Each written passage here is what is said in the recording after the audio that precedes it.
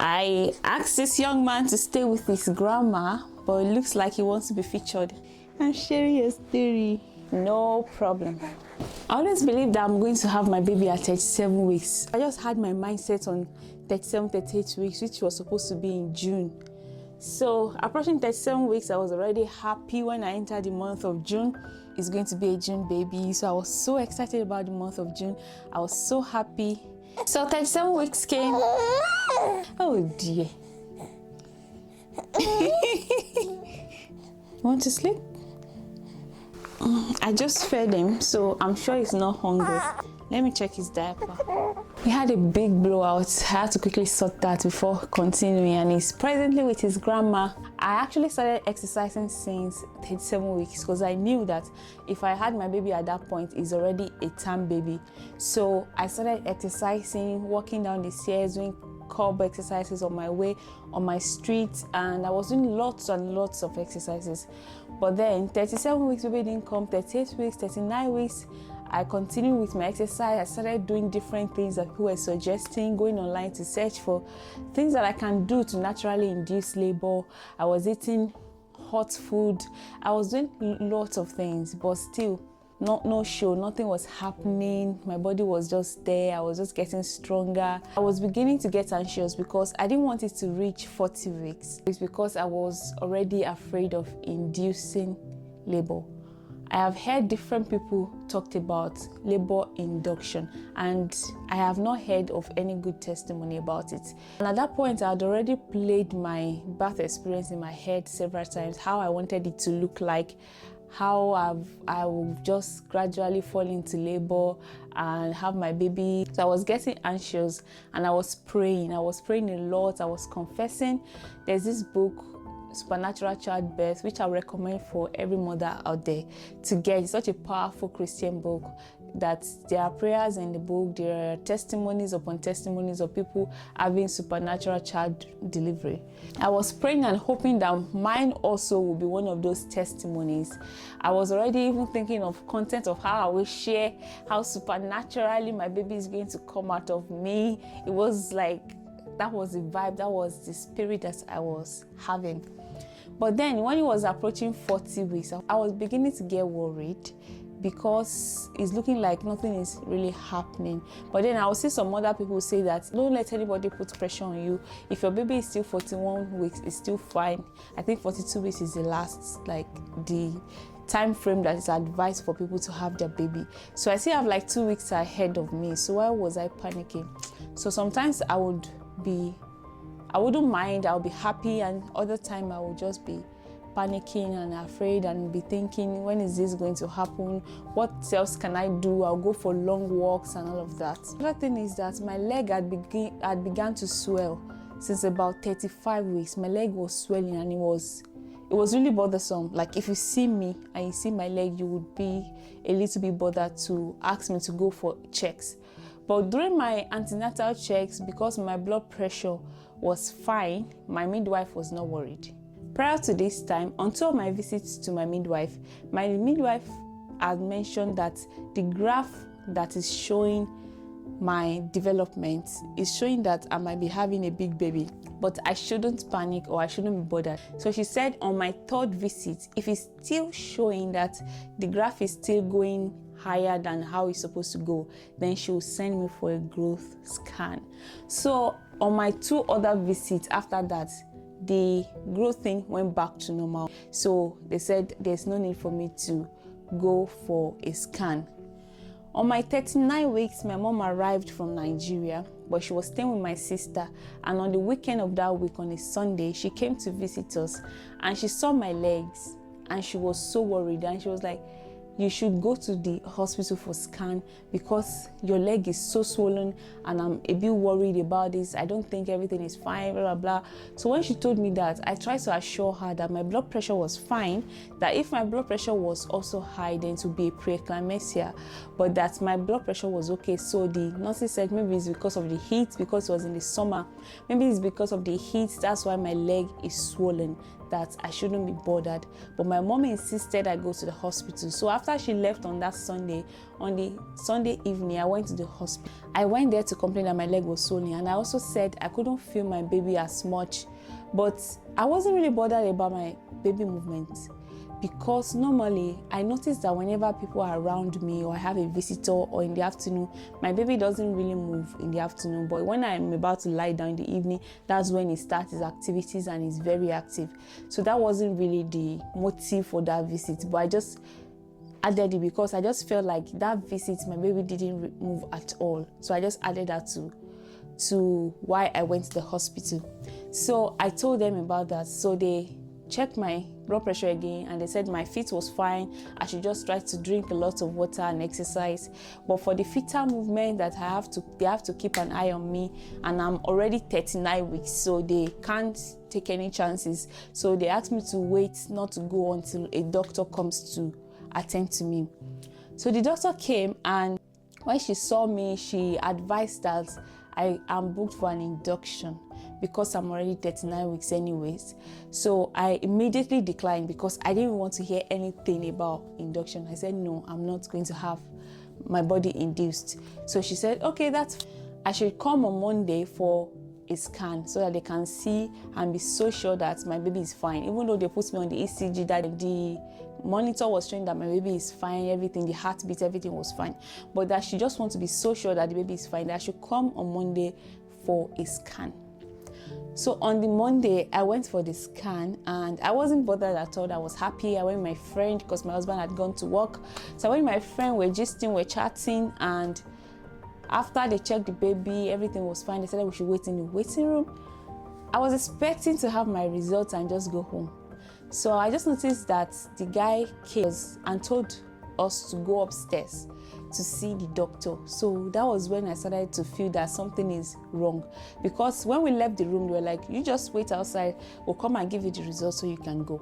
So for me to go and see the doctor again, I was like, why do I have to go and see the doctor? They came and they gave us the results. I didn't understand anything on it. So we went to the doctor, we gave it to a doctor, and the doctor told us that I'm going to be having a big baby because the scale is showing that, and that the chances of me having a big baby is 20. It's either what they saw on the scale is either my baby is 20% bigger than that or 20% lesser in weight than that. And the problem now is that if I'm going to be having a big baby, there's risk to it. And the risks are, if I have a VBirth, and my baby might have a shoulder dystocia, something like that. And if I'm having a CS, I might have the risk of blood transfusion. And she was like, I'm sorry, you're a young lady. If you're having a CS, that might mean that your consecutive babies might have to be CS, and I think you're still too young to the way she explained the whole thing was just devastating. Like, she gave me the two options. It's like you are giving two options, and none of the option was looking like a better one. So she told me that it's either I get induced or I have a CS, and if I get induced, because of the size of my baby might have a shoulder dystocia, and there might be complications because of the size of the baby. And if I'm having a CS, I have the risk of blood transfusion, and I'm still too young to have a CS. I don't know if you get what I mean. So that was the two options that she gave me. So immediately I just busted into tears. I was crying. I was like, this is really bad news, because I have had a supernatural childbirth in my head over and over, and there's one particular way that supernatural childbirth looks to me. And it looks to me like going into labor naturally and having my baby by myself. So that was the only supernatural story that I have, childbirth story that I have in my head, and that was the only thing I wanted to hold on to. So having these other options was like a no for me. So I was crying. It was so bad. I was crying, but thank God my friend was there. She gave me emotional support. She encouraged me, and she was like, don't worry, everything will be fine. So I told her, these two options doesn't sound like anything that I want to do. And she also told me, the doctor also told me that, and you have to make your choices. Like, she kind of make it like a pressing thing that you have to make it your choice now. Like, you have to tell me, do you want to have a CS or you want to have yourself induced? So I told her to give me some time. She was like, she'll be leaving very soon, her shift to be over very soon, and another doctor will be handing over. If I don't make my decision now, I might have to take a lot of time. I just told her to give me some time. So when she left, I processed with my friend, and I told her how I felt about the two options. I don't think is my option. I don't want to have those options as what I want to do. So we prayed together. I went to the toilet, I cleaned my face. I think I read Psalm 91 or something. I read the confession in the book that I had been reading, this Supernatural Child book. And then it came to my mind that, I can get a membrane sweep. So I've heard about membrane sweep before, and my midwife had told me in my last visit that if I don't have my baby in my next visit, they had already booked me for a membrane sweep. So I told the nurse that was in charge of my case when I was in the hospital that, can I have a membrane sweep? She was like, yeah, I can do it for you right now. And she was like, but I'll just advise you that you book an induction date, because it's not something that you can get booked and have it immediately. So just book it in advance anyways. Have your membrane sweep. So if your baby comes, fine. If the baby doesn't come, then you know that you've already booked your induction. I said, that's fine. And the nurse was very nice. She was very good. She was the one that told us that, you have to calm down, that these people will have to tell you the risk of the things that you are faced with, even though it might not sound like what you want, but just know that your body is the one carrying your baby. It has a capacity to deliver it. It was like God just spoke through her, and I was just so happy that the nurse was so comforting and everything. So I got a membrane sweep that day, and I was in 48 hours a membrane sweep should work. So I was hoping that would be my miracle. So 48 hours came and went. My baby had not come. So the next day was my appointment with my midwife, which I already had another membrane sweep booked for that day. So I told my husband he had to take permission from work. We went there together, and I had another membrane sweep. It was on a Thursday. So Thursday, Friday, I think on Friday night, I started to have the feeling like I'm in pain. My tummy was having cramps. So I called my friend. We packed a bag. I went to my friend's house with my husband, because their house is way closer to the hospital. So we're thinking if anything happened in the middle of the night, it would be so easy for us to just go to the hospital. So it started gradually, but when it got to about middle of the night, like 1 a.m., the whole pain just stopped. It was not progressing, because at that time I had already started like counting the time in between, the intervals in between each cramps. So I was thinking it's labor pain and everything, but at about 1 a.m. in the night, the whole thing just stopped. I just slept. And next morning, I came back to my house. So Friday, Saturday, Sunday, nothing was happening. And my induction was booked for the next time. On Wednesday morning, I went to the toilet early in the morning to use the toilet. And when I went into the toilet, I just felt like something came out of me.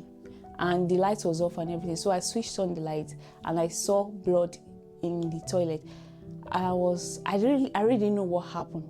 And prior to this time, I had seen my mucus plug, which also was like a mystery to me, because when I saw a mucus plug, I thought labor would start afterwards. So I saw my mucus plug like a week before this time. So labor didn't start. So on this Wednesday, when I saw the blood again, so I was so confused, like I had already seen my mucus plug. So what is this bloody show again? So even though the mucus plug I saw a week before had no blood, but this time around there was blood. So I was a bit concerned. So I called the triage, and they asked us to come in. So we went to the triage, and they checked. Even when I was there, I was still bleeding. So the nurse was like, they don't know why this bleeding, that what did I see? So I told them I didn't really see it very well. So, and I had already seen my mucus plug. So they were like, probably it's still your mucus plug. Maybe everything didn't come out, and it could be something else, something different. But you have to stay in so we can watch, so we can look after you. And since you are already booked for induction for the next day, which is on a Thursday, we'll just advise you to stay over. So that was what the doctor, before they finished the shift in that morning, because we went very early in the morning, went like maybe 4 in the morning. So before they finished their morning duty, I started having cramps. So at this point, I was already on the ECG. So even on the ECG, you could see how intense the cramps were getting. So when the nurse was leaving, she was like, I hope you have your baby before I come and resume again for my night shift. Because that was how solid my cramps, my labor pain was already showing on the ECG. But it's only for her to leave, and after a few hours, the labor stopped again.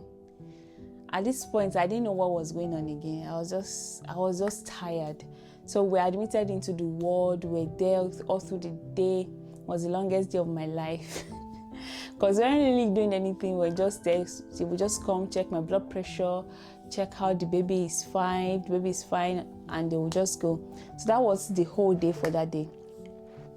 In the evening, we went for a walk, went to my friend's house because I told you it's not that far. So we went there, we had good food. We had good food, and then we went back again.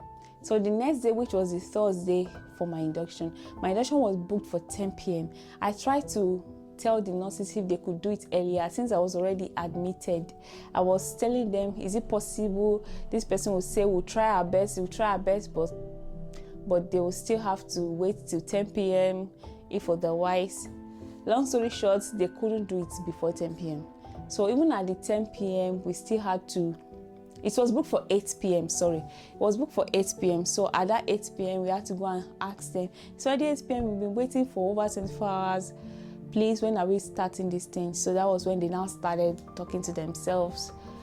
Long story short, we were in the delivery suite at about 9:30. So I was ready. So at about 9:30, so I started to be induced from about 10 p.m. ish.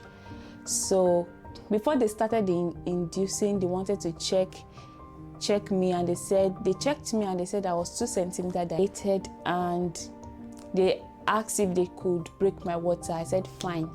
So they said if they break the water, it can also help to induce labor naturally. So they broke the water, and that was when they wanted to break the water that I asked for air and gas, because my tolerance to pain is actually very low. I can't withstand pain at all.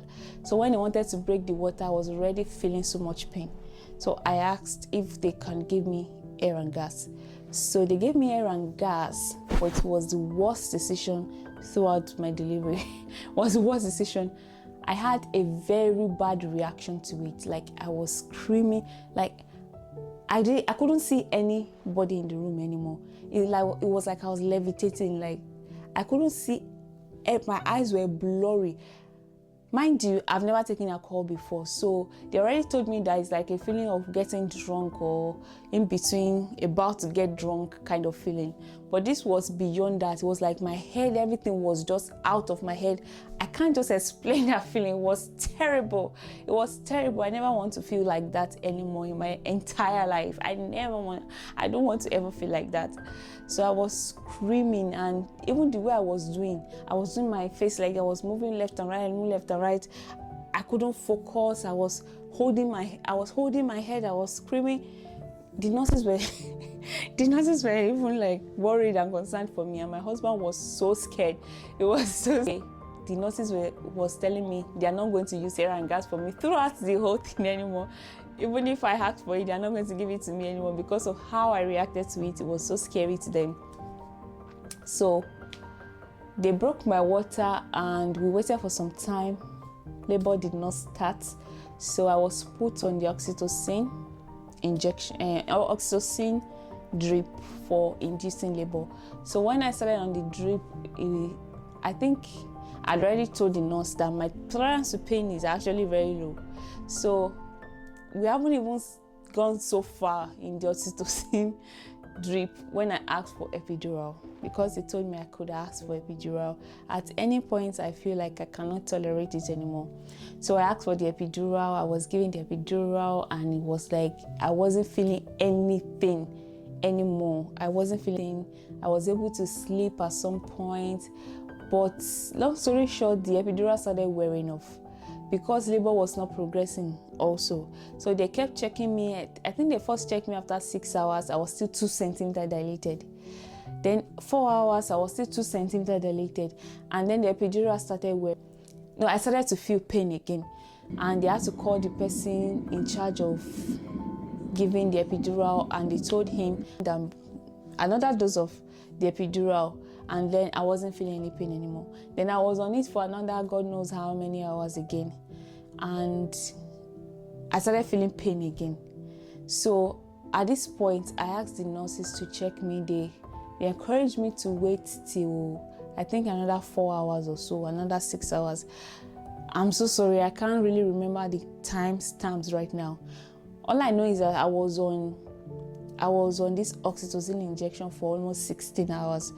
So oxytocin drip, for almost 16 hours. So at the second time when the epidural was wearing off again, they checked me and they said I was still 2 centimeters dilated.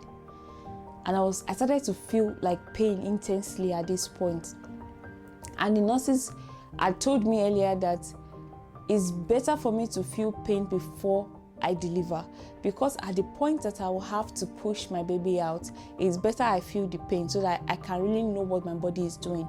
But if I can't feel anything and they're telling me to push, I wouldn't be able to understand how to push, or it's just not good for me not to feel any pain at all. That was what the nurse. So when the second epidural was wearing out, I was like, okay, just check me so I can know that, okay, maybe I've dilated to some point, just to encourage me to know how things are progressing. So at this point, they checked me and they said I was 2 centimeters dilated again. I was so tired. Mind you, I had not eaten anything. They asked me not to eat anything. I think I was only allowed to take water. I wanted to take even Lucozade boost. They said I shouldn't, because the one we bought has gas or something like that. So I had not eaten anything for the past like 24 hours. So they checked, it was 2 centimeters, and there were 2 nurses in charge of me. So when the other nurse came, we told the nurse that, okay, I'm still 2 centimeters. She was like, really? Let her, can she also check? So I asked her to check, and she said 4 centimeters. But at this point, I was already tired. I was already done. I was like, please, let's just go and do the CS. Because if I'm 2 centimeters dilated after 16 hours, how long will I reach 10 centimeters? How much time do I have to reach 10 centimeters? And they had already told me that I have to give birth that day, because they cannot risk me not giving birth that day. And at this point, it was already getting late. Like, morning duty has already passed, afternoon duty is already approached. If I have to give birth that day, if I don't, that they will still have to do the CS, because they cannot risk me being on the oxytocin for that long and not having my baby that day. So, and they also said something about, because of the size of the baby, they might have to use some equipment. So the whole thing was already getting scary. Like, it was getting scary, and it wasn't, like, thinking about it, if I had to push through to have my baby naturally, the risk that I would have put my baby through would be higher than going for the CS. So at this point, the drip had already finished. They wanted to pass another drip. So I told them, please and please, just stop the whole thing. Can I speak with the doctor? I will rather go for a CS, because even if miracle happens now and I'm 10 centimeters dilated, I'm going to put my baby at risk. I'm going to put myself at risk. So the whole thing happened because I had not thought through the whole process of the inducing and the CS properly, because it wasn't what was in my head. So I was just going for the next option. So at this point, I spoke with the doctor, and the doctor agreed to go ahead with the CS. So I had an unplanned CS. So quickly, I had to sign some papers, and I was moved to the theater room. At this point, my family was so worried. So we had to make a decision right there with my husband that we are not telling anybody about this CS plan until my baby is out. So we didn't tell anybody. We just had to just go ahead with it, and we were just praying and hoping and believing that everything will be all right. I was so tired. Like, I was really, really tired. And when we were going, my husband, I could see in his eyes as a man, he was trying to be there for me, but I could see that he was also scared. And I was even telling him, don't worry, everything will be fine. And he was telling me, I'm supposed to be the one telling you everything will be fine. So we went ahead with the OCS thing, and miraculously everything went well. My baby was out. My greatest fear of having the CS was the blood transfusion, because I was so scared. I don't know, I'm so scared about that. Why I'm so... When they finished the whole... They told me I had lost 1.1 liter of blood, that if I had lost 1.2, they would have given me a blood transfusion. So God helped me. I escaped that, and everything went well. At some point when they were doing the CS, I was hearing, oh, the blood pressure has gone really high, this and that. I don't know, I felt settled in my spirit that everything will be fine. And they gave my baby to me. It was the best day of my life.